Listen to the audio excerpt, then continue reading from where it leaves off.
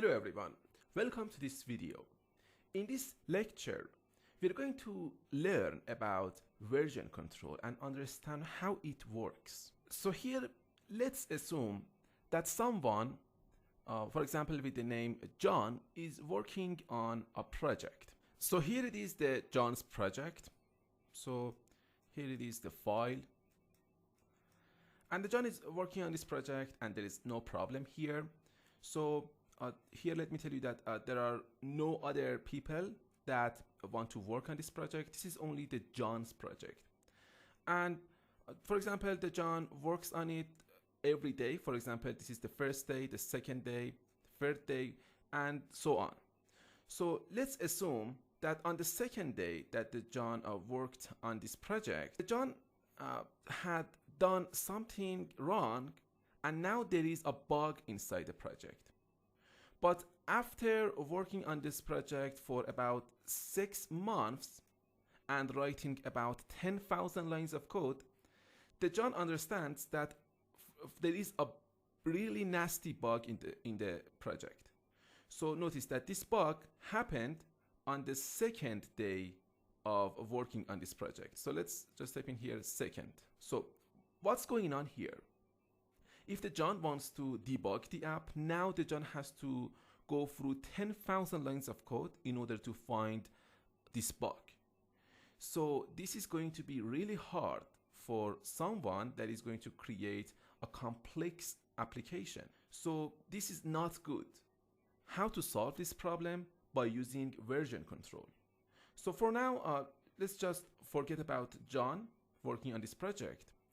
Let's go ahead and let's take a look at another scenario. We have 3 people here, 3 programmers that are working on the same project. So here it is the project, and then for example, John makes some changes and then add the changes to his own project. Then we have the Jack. The Jack also makes some changes and then add the changes to his own version of the project. And finally, we have the Sean, right? So how the John can pass the changes that he added to the project to the Jack? So we have some tools. For example, we can use the Dropbox. The John can upload the project to the Dropbox or maybe the Google Drive, and then Jack can go ahead and download the project from the Dropbox or Google Drive or any other websites.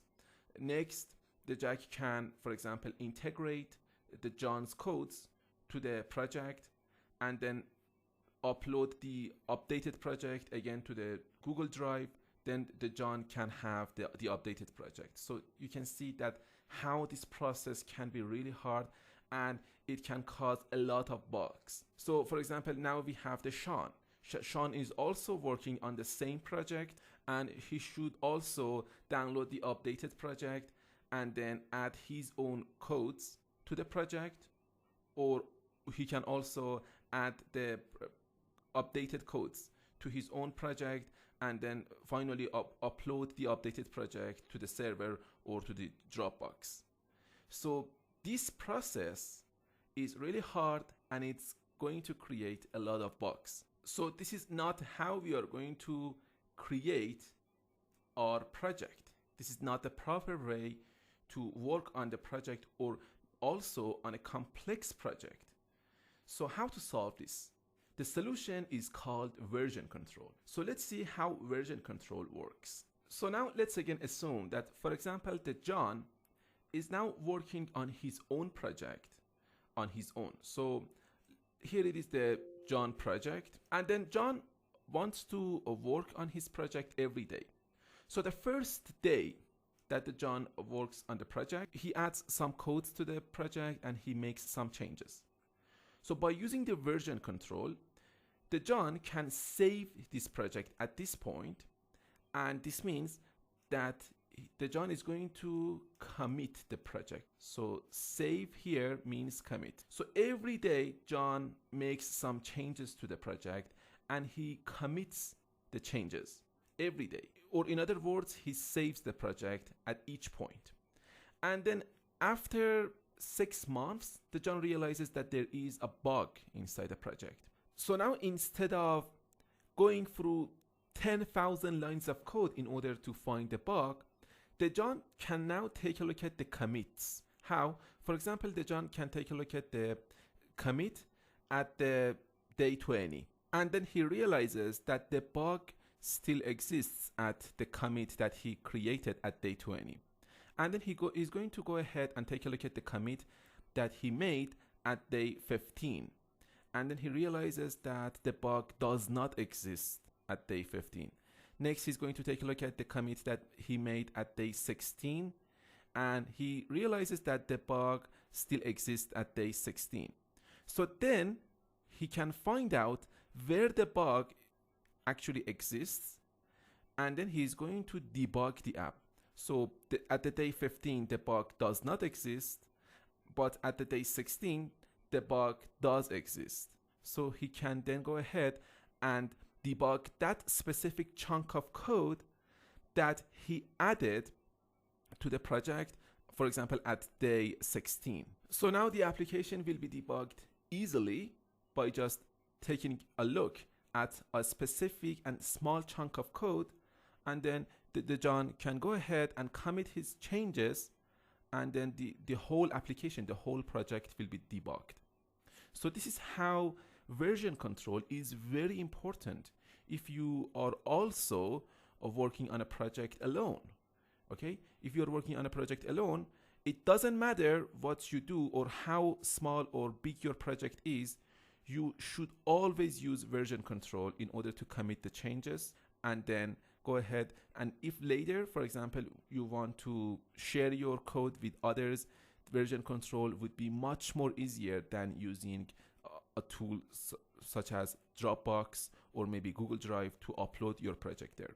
So now let's take a look at the other scenario where we have multiple people working on the same project. So here we have the John and the Jack and the Sean. All of them are programmers, and they are working on a very complex project, a very big project. So each of these programmers are working on their own version of the project, and they are making their own changes here to the project. So what's going to happen now by using the version control? The John makes some changes to the code and he adds his code to the project, right? So by using the version control, the John can now push his changes to the project in the server. So we have something called a server here, or in other words, a cloud, or somewhere that they can upload their project. But this server is used automatically and perfectly for projects, specifically for programming projects. So we have the server here, and the John pushes his changes to the server. So this is called push. I'm gonna put just a P here. And the Jack now wants to get the changes that the John has added to the project. And Jack can now pull those changes to the project, to his own version of the project automatically. Those changes will be injected to the project automatically without having to use copy or pasting, which is very bad when you are working on a big project. So that is how powerful version control is. John pushes those changes to the server, then the Jack can pull those changes to the project and update the project. Next, the Jack can have the updated version, right? So Jack goes ahead and pushes those changes to the project on the server, okay?